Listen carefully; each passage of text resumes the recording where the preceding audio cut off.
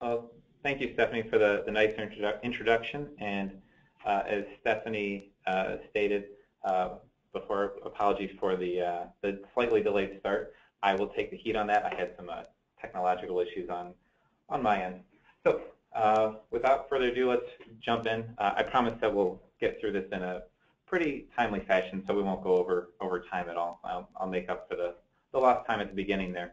As Stephanie introduced, I'm going to briefly talk today about utilizing assessment data and how we can use that for our curricular change, curricular decision making. So this can really be twofold, whether you're looking at wholesale curricular changes, and if you're completely redoing your curriculum at your institution, or even if you're just looking to do some minor tweaks. And some of the aspects I'm talking about today will also apply if you're interested even in just making some changes to your individual course. The same principles can be utilized at all the levels.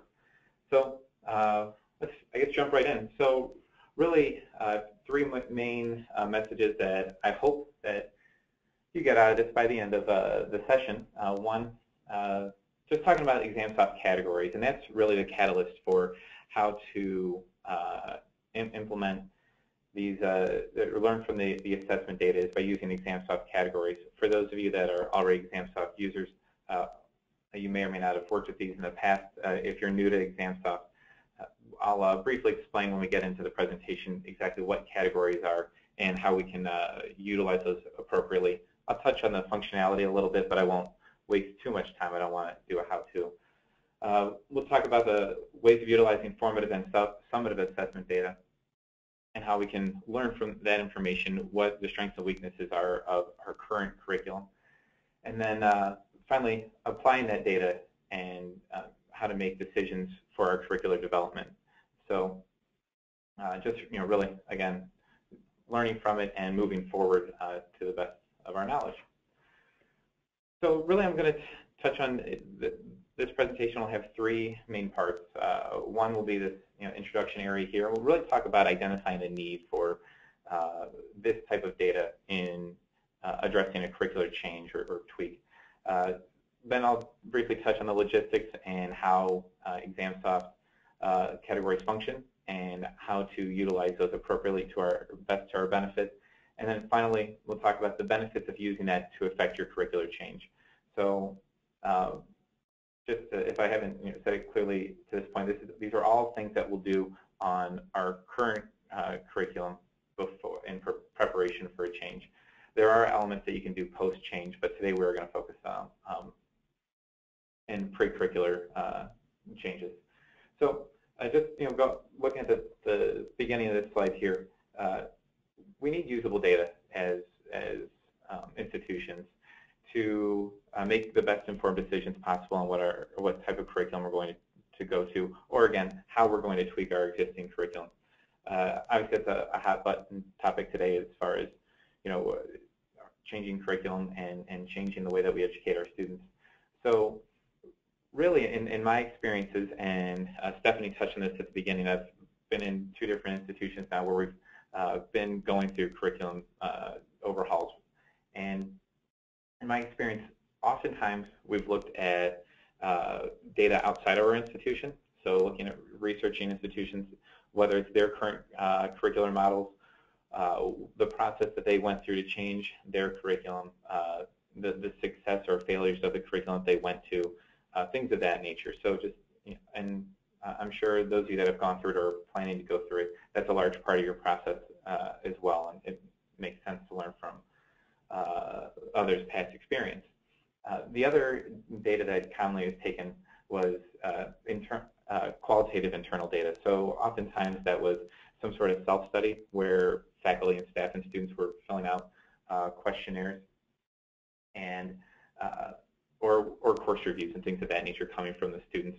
Other qualitative data that we've used in this type of change has been reflections by faculty members on the strengths of their courses, what they would like changed, what they can change, what they're unable to change, things of that nature. But most of what I've experienced and what I've seen in other institutions is that there's a lot of qualitative data being utilized throughout this process. So that's really where the identifying the need comes in with ExamSoft and using these categories to take some quantitative data based on our assessments. Most courses, regardless of which type of what type of curriculum or what subject matter you work in, have some sort of formative or summative assessments, most of which tend to use multiple choice questions. So again, this is the statistics based off of our multiple choice exam questions is what is really going to drive our learning in this situation, which will just help us become more well-informed to make the appropriate decisions.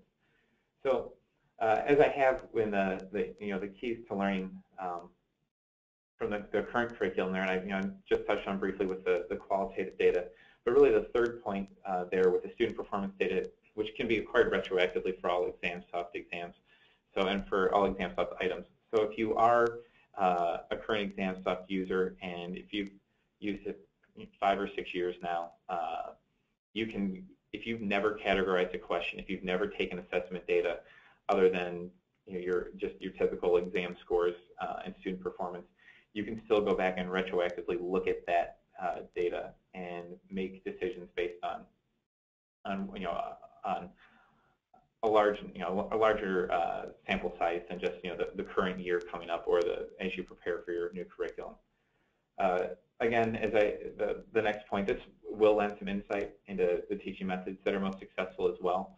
So you can also learn about the topics that are most difficult for students and really have a good statistical breakdown of that, and not just the usual, yes, in medical school anatomy tends to be difficult, but actually have some statistical analysis of that. And again, also which type of questions are most difficult. And I'll touch on that as kind of a key point later with the question types and how that prepares our students moving forward. So with that, we'll move along and just to see how, how we can use this information to make the appropriate decisions. So really quickly, and for those that are current category users with ExamSoft, I apologize for the next couple of slides. I will be brief, but I'm just going to go through really quickly what categories are for those that aren't in the know. So each question can be tagged into an area called categories within ExamSoft. So within your user portal in there, you'll have 3 different areas. You'll have your questions, your assessments, and then your categories area. And you can actually make categories based on any information that you would like. So again, whether it's the subject matter, the difficulty level, who wrote the question, they're completely customizable to anything that you would like to have some data on to make these decisions. So in there, I have type of teaching method implemented. At a previous institution, we were curious as to see which teaching methods were most successful with, in this case, surgical courses. And so we were comparing lecture items to active learning items. We did small group learning.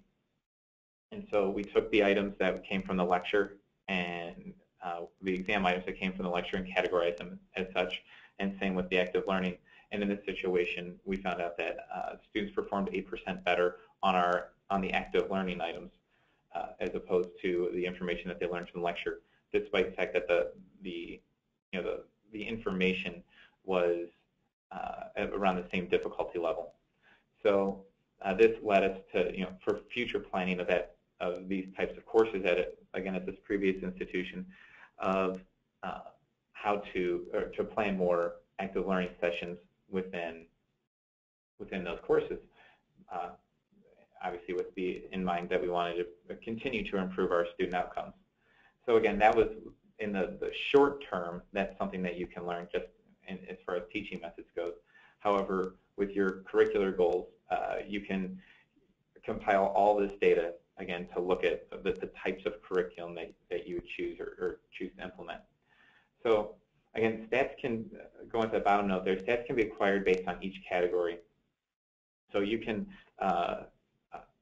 run stats for 10 different exams based on one category and take all of that data and have all this longitudinal data to help make the best decision going forward. And really, I'll touch base on how to do that, or how I've done that in the past in a few slides here. So again, with how to categorize the questions, it's pretty simple. You can categorize the questions when you create the questions in ExamSoft. You can, again, as I mentioned, it can be done retroactively. So you can go back into existing questions, and you literally do it within the view of the question. You click on the question. There's an area in there to label it the categories, and then you once you put the categories in, you can then run the statistics by looking at the post-exam data that you typically would look at when you pull your student grades. Again, categories are pre-made, and once they are pre-made in the system, you would just go in and jump in and categorize them based on the pre-made system. And they can work as a folder structure if needed. If you don't have a very sound question folder structure, this will kind of help with that. As a sidebar, one useful item with this as well is exam construction. If you have your categories well laid out, when you go to construct future exams, you can very easily say, I'd like to take so many questions from this difficulty level, so many from this difficulty level, or so many from this subject matter and this subject matter to compile a challenging yet fair exam for students. So that's just kind of a little bonus sidebar that you can get out of this as you're prepping for your new curriculum. So this is just a snapshot of some of the categories that we currently use. So you can see there we have our competencies based on our accrediting bodies in there. We also have a curriculum mapping area. I work, as you can tell by the subject matter there, I'm currently at a medical school, so there's our information there with the different types of content there. And then also, if you look for the top, we have our Bloom's taxonomy, and so we also look at the different types of the difficulty level of our questions.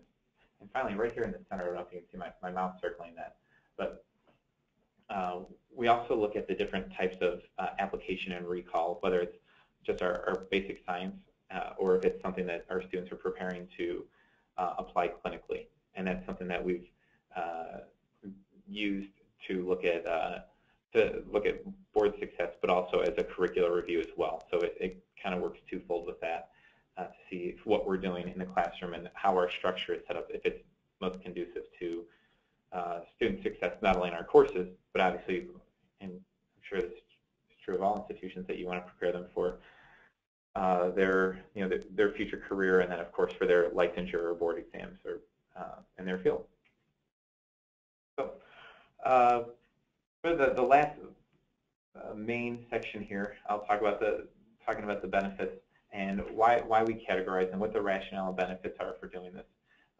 Now, obviously, the main point today is to look at curricular change and how we can positively affect curricular change through categorizing questions and achieving or acquiring this assessment data. So first and foremost, it does make reporting our assessment content on how we assess students much easier. So it really helps provide a map for how you're currently assessing your students, which is key to know what you're doing now before you can move forward. I know in going through a couple of curricular changes, one of the very first things that you do is you establish your competencies and your objectives for your overall curriculum. And those of you that have gone through a curricular change or are going through one right now, you know how arduous of a process that can be, and in making sure that you've covered everything within your field and that you need to cover, while also covering the items that are unique to your institution, make you who you are, and prepare your students how you'd like to prepare them. There's a great opportunity in doing this, obviously. If you aren't in your current curriculum producing the level of student that you desire to produce, this is the foundation for doing so. But throughout that process, one difficult thing is to make sure that you are going to cover that material appropriately. And so that's where we've had a lot of success, and this has really eased the burden on this process of when you go through and you make these your competencies and your curricular objectives, to categorize the items appropriately to make sure you're covering those items. obviously, you want to be covering what you're doing in your current curriculum. You should be covering those now. But as you go forward, it really sets you up for these are our new competencies. Are we covering this now in our current curriculum with our assessment items? And so if you are that, those are items you can continue to use, or at least the content areas you continue to use. And if not, then you understand the areas that you need to obviously cover moving forward. So even just as a base, once you before you've even declared which type of curriculum you're going to use, or even got into the implementation stage, just seeing if are you covering your competencies appropriately is a great start with the categorization process. It also, for us and even myself personally to a certain extent, provides great insight on the curricular integration and order. Oftentimes you see with the new curricular models that schools are tending to get away a little bit more away from discipline-based curriculum and getting more to an integrated curriculum. And we've seen this trend a whole lot more in the medical field. And with this, there's always the concern with in the order in which the students are receiving the information. If you do a systems curriculum, for example, which body system or organ system are you doing first, second, third, fourth, in that order? And that really helps you learn what students need as a foundation before you move forward with new, with the rest of your curriculum. And again, that works with the integration, what type of information integrates well together, as well as the order, which is obviously paramount. We need to, students need to have the appropriate prerequisites before moving forward. This next slide here really is the most important points that I have today, and really the ones that I've learned firsthand, both positively and negatively, and really on how to use this type of this data assessment to make the appropriate decisions. So at the first point there, one thing that categorizing helps with is the quantity of exam items from each discipline.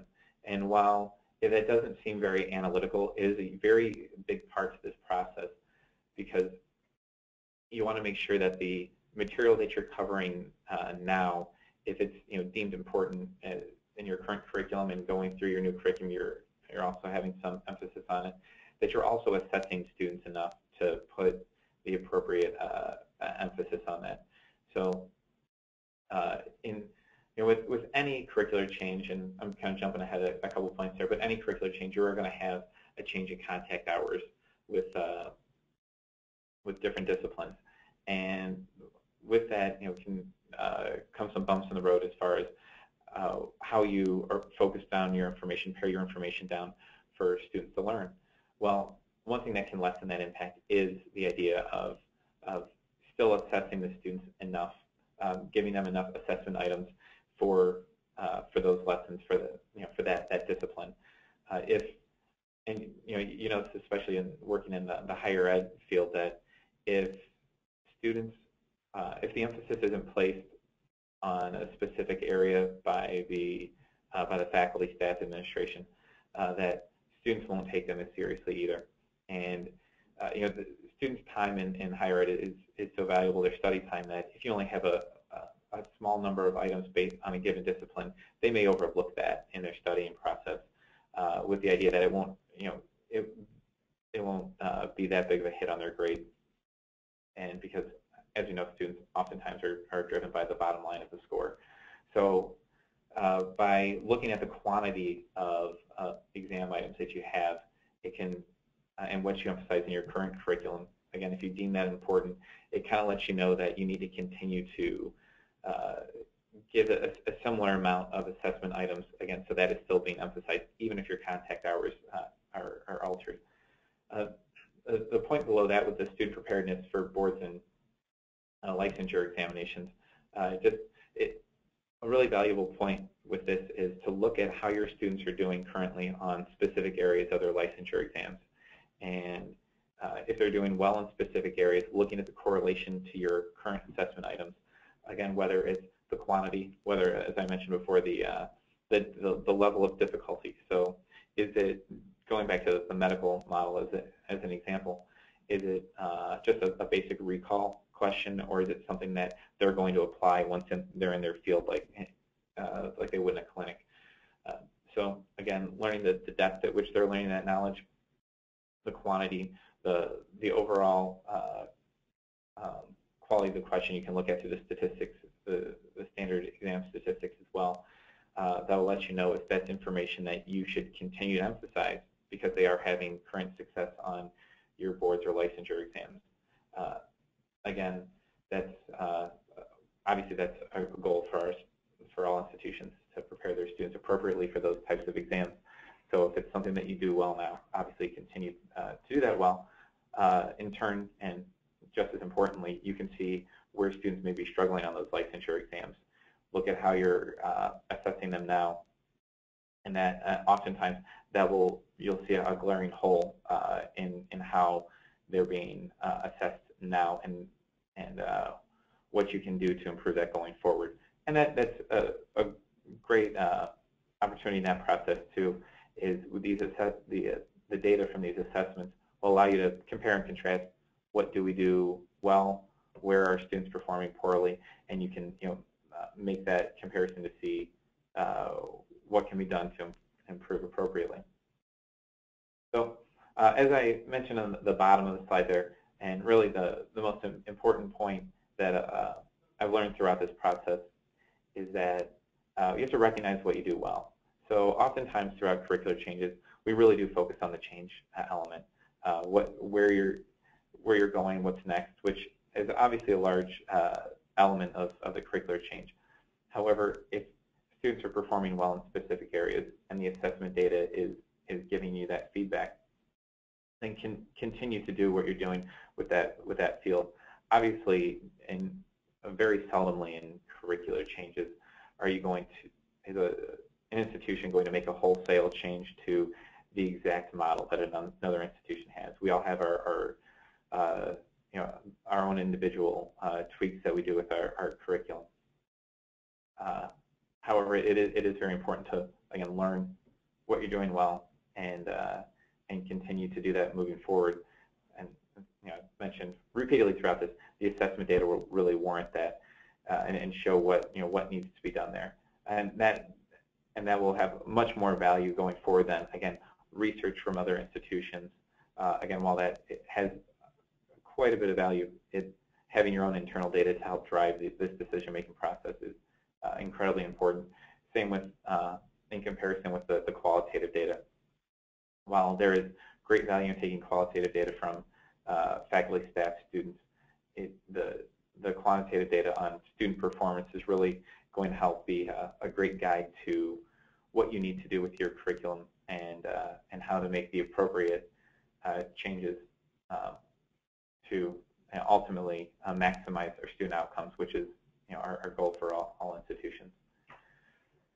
So really my final points here, and just kind of moving forward, oftentimes when I get discussions on this topic, I'm asked about the staffing and how difficult this can be done, or man hours. Typically, this does require some type of educational staff and faculty to complete. There's more often than not, the staff is, in my experience, been the folks that have set the category system up and have guided the process through and taken the statistical analysis.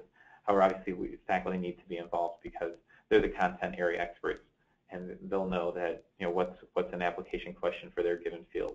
They'll know how to categorize it even by the content, which is very important, especially going back to those, making sure we hit our curricular objectives and competencies. As I just mentioned a few moments ago, each institution does have their own unique strengths and weaknesses, and the internal assessment data is what will specifically identify this information. Again, we are all unique, and what we do well, even through curricular change, it's important to continue to do those things well.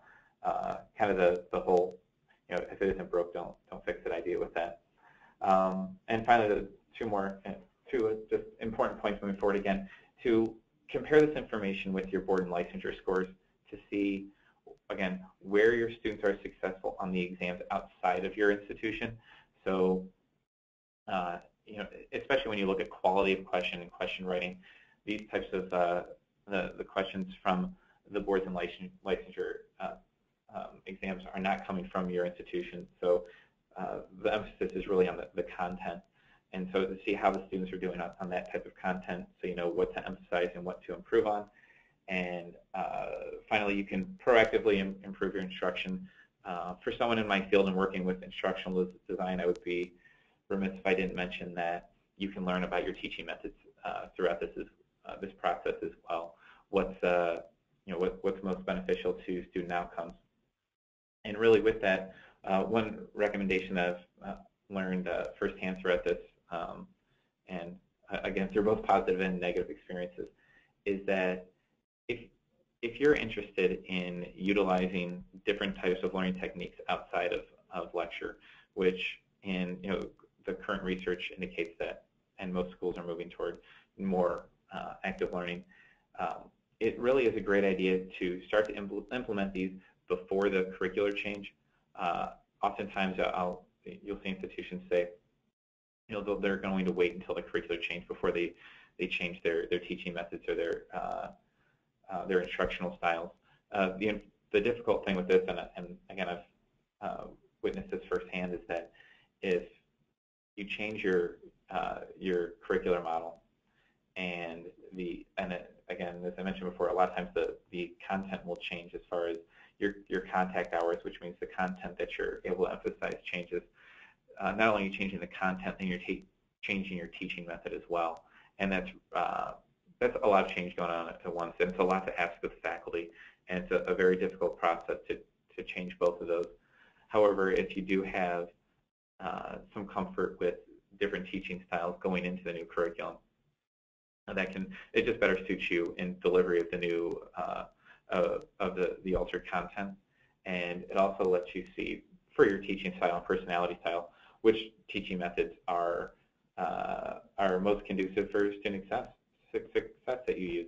So just kind of a tip from trial and error on our part throughout some of the institutions I've been at. So with that, I am finally done droning on. At this time, if any folks have any questions or comments, I would love to take them. And Stephanie, if you're ready, I am. And if you'd like to contact me directly, feel free to. My email on the screen there. Wonderful. Thank you so much, Dan. Folks, as Dan just said, we're going to go ahead and open up the forum for a Q&A. So if you do have questions regarding the presentation, now is the time to put them into the questions area of the GoToWebinar control panel. We do already have a few in the queue, so I'm going to jump right in. Dan, the first question is, how did you begin the process of setting up a category or learner outcome structure? I went back to the basics with that, since that's such it really can be an overwhelming process, the beginning of it. So actually, I'll flip back through. You can see there on the screen now, we identified our core competencies. We identified the board areas in which our students needed to perform, and that was really our base. And then from there, we went through the different subject matters of our curriculum. So once we got those bases down, that's when we began to go further in depth with the Bloom's taxonomy. And then in the middle of the screen here, you can look at the different types of questions for the medical curriculum, really focusing on the question difficulty. So that process came toward on the back end of it. Really, the front end of it was all really content-based. Again, from our national boards. And then down through our competencies in our curriculum, and that really, once we got that in place, the question difficulty, the question style, and the types of the questions that came from specific teaching methods in the class, those came after, and they really flow much easier once you get that base of the content down. Great. Next question is, what type of assessments or projects are you using to collect the data? That's a great question. We currently, and I guess I can speak to my current institution and a couple past institutions, in that we've used, for the most part, high-stakes summative exams. So in medical school, those are fairly common. So those were the primary types of assessments that we used, and those that was our starting point, and that continues to be what drives us the most. However, we do look at our formative assessments as well throughout the semester. So we will have brief in-class quizzes using ExamSoft. We oftentimes will use ExamSoft as a take-home quiz or exam method to prepare students for the summative assessments.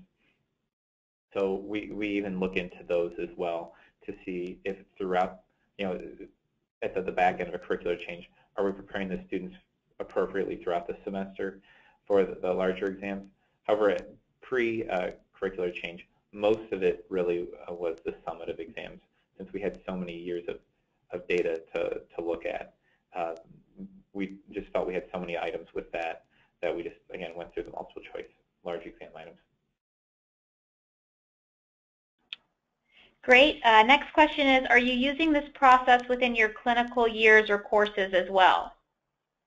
Yeah, we are. That's a great question, and I'm happy to say that we are. At the very beginning, it was a first and second year, basic science type of situation, but now we do have ExamSoft exams within our clinical rotations, and those items also are ready to be categorized and used to learn from as well. And that's a great comparison for not only our curriculum, but again, I mentioned with the boards as well. So just to see if each rotation is preparing students appropriately. And those of you that do work in the medical field, that it can be difficult with the rotations because some students' experiences are based on the types of patients that present into your clinics. But so we've made up some didactic elements to our rotations that we also assess.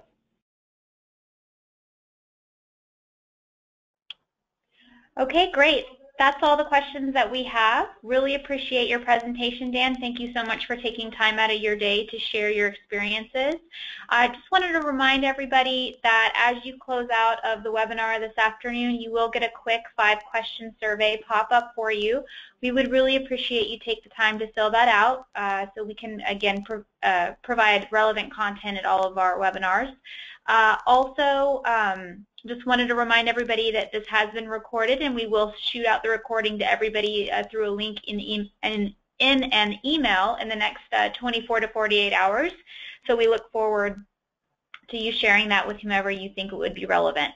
Again, thank you to everybody for being here. I know it's a very busy time of year for everybody. We appreciate your attendance, and you can let us know if you have any questions for ExamSoft at info@examsoft.com. Thank you so much, Dan. We appreciate your time.